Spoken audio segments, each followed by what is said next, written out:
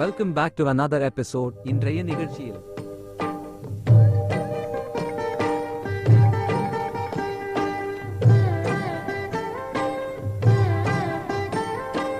வணக்கம் நேயர்களே, welcome back to another episode. இன்றைய நிகழ்ச்சியில் வெளிச்சத்திற்கு வாங்க. பகுத்தறிவு பால்வாடியில் சேர்ந்த சிலர் இரவல் அறிவை திரட்டிக் கொண்டு ரொம்ப பெரிய கஷ்டமான கேள்வியை கேட்டுவிட்டது போல நினைத்து கொண்டு நம்மிடம் சிறு பிள்ளை தனமாக கேட்பார்கள். ஒரு புறம் அவர்களை பார்த்தால் சிரிப்பு வரும், இன்னொரு புறம் அவர்கள் அறியாமையை நினைத்து பாவமாக இருக்கும். இதனை புல்லறிவாண்மை என வள்ளுவம் சொல்லும். சரி, அப்படி என்ன வருத்தப்படும்படி கேட்பாங்க என நினைக்கறீங்க? அதை சொல்லாமல் போனால் எப்படி? அதை சொல்வதற்கு தானே இந்த வார பதிவு. என்னது, பார்க்கடலை கடைய அமுதம் வருமா? என்ன சார் புரூடா விடறீங்க? அந்த கடலை கடைய மேரு மலை தான் மத்தாக இருந்ததாம், பாம்பு தான் கயிறாம். இம்மாம் பெரிய கடலில் அந்த மலையை ஒரு தம்மா துண்டு ஆமை முதுகிலே தாங்கிச்சாம். இதுவரைக்கும் அப்படி ஒரு ஆமையை டிஸ்கவரி சேனலில் கூட பார்க்கவில்லையடா சாமி என்று நம்மை சும்மா விடமாட்டார்கள். முழு கதையையும் சொல்லிவிட்டு மேலும் நம்மை கிண்டல் செய்து விட்டது போல சந்தோஷம் அடைவார்கள். அப்படி தேவர்களும் அசுரர்களும் கடலை கடைய விஷம் வந்துச்சாம். அதனை சிவன் வாங்கி குடிச்சாராம். தன் புருஷன் சாக கூடாதுன்னு தொண்டையிலே கையை வைச்சு நிற்க வைத்து விட்டாராம். விஷத்த குடித்தால் சாமி சாகுமா? என்னங்கப்பா ரீல் சுத்தறீங்க? அப்படி செத்தால் அது சாமியா? இப்படி ஒரு கதையை ஹாலிவுட் படத்துல கூட இதுவரை யாரும் சொன்னதில்லை. இதெல்லாம் நம்பிக்கிட்டு நீங்களும் சாமி கும்பிட்டுகிட்டு சோதிடம் அது இதுன்னு சொல்லிக்கிட்டு என்று நம்மை வீண்வம்புக்கு இழுப்பார்கள். சில விஷயங்களை அடிப்படையில் புரிந்து கொள்ளுங்கள். பழைய காலத்தில் நமக்கு விஷயங்களை புரிய வைப்பதற்காக கதை போல செய்திகளை சொல்லி நம் மனதில் பதிய வைப்பார்கள். முன்பெல்லாம் பாட்டிமார்கள் குழந்தைகளுக்கு கதை சொல்லி தூங்க வைப்பார்கள்.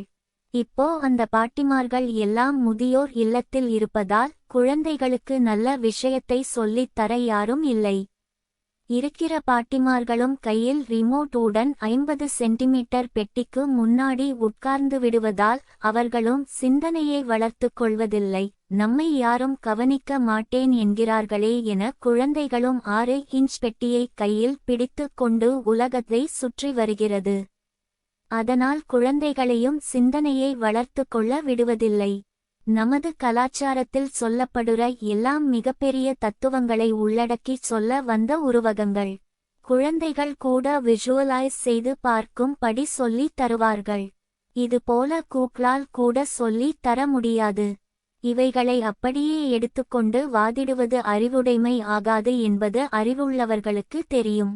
இந்த நடைமுறை நண்பர்கள் மத்தியிலும் கூட கோட் வேர்ட்ஸ் போல இருக்கும் என்பதை புரிந்து கொண்டால் இது புரியும். என்கோடிங் செய்யப்பட்ட இந்த உருவகங்களை டிகோடிங் செய்தால் மட்டுமே அதன் பொருள் விளங்கும்.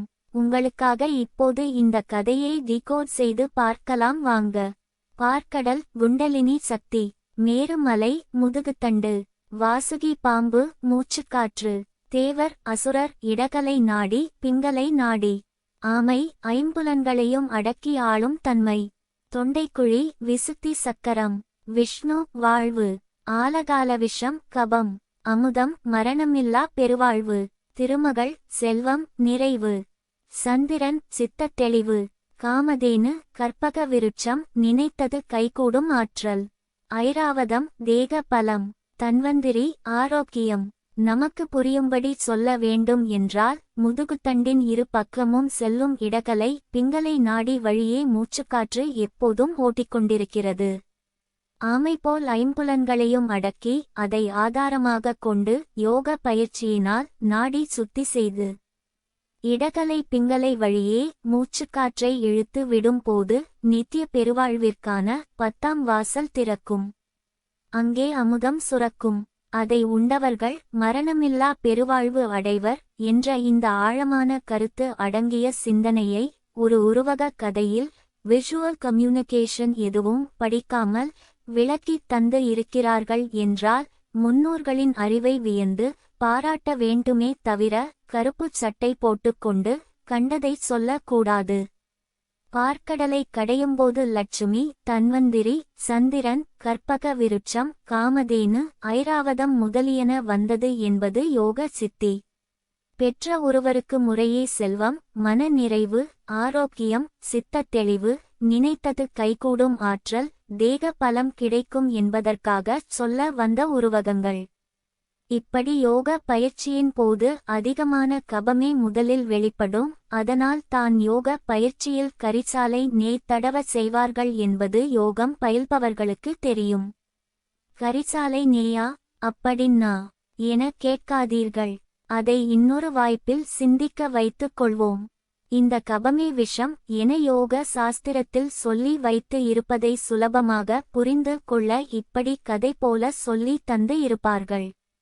இதே போல தான் சோதிடத்திலும் சந்திரனுக்கு 27 நட்சத்திரங்களும் மனைவிமார்கள் வளர்ந்து தேய வேண்டும் என தான் பெற்ற சாபத்தால் சந்திரன் நேரடியாக பலனை தரமாட்டார், குரு பத்தினி தாரை வழியாக பலனை தருவார் என சொல்லி தந்து இருப்பார்கள்.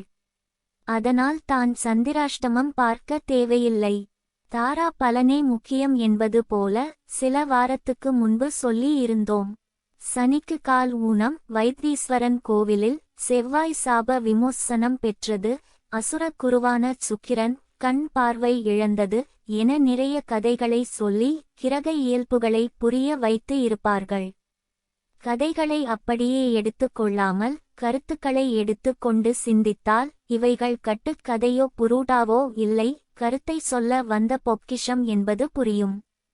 சொல்லி தந்த கதைகளை சிந்தித்து புரிந்து கொண்டால் சித்தம் தெளிவாகும். இருளில் இருந்து வெளிச்சத்திற்கு வர முடியும் என்பதை புரிந்து கொள்ளுங்கள். நல்லதே நினைப்போம், நல்லதே நடக்கும். உங்களுக்காக நமது சானல்ஜியில் தினம் ஒரு நிகழ்ச்சி ஒலிபரப்பு ஆகிறது. நிகழ்ச்சிகளை கேட்டு ரசியுங்கள், கருத்துக்களை சொல்லுங்கள். வணக்கம்.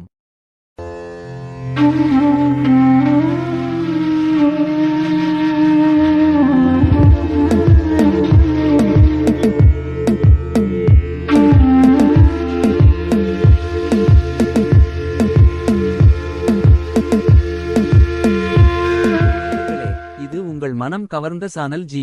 உங்களுக்காக தினம் ஒரு நிகழ்ச்சி ஒலிபரப்பாகிறது. நண்பர்களுடன் பகிர்ந்து கொள்ளுங்கள்.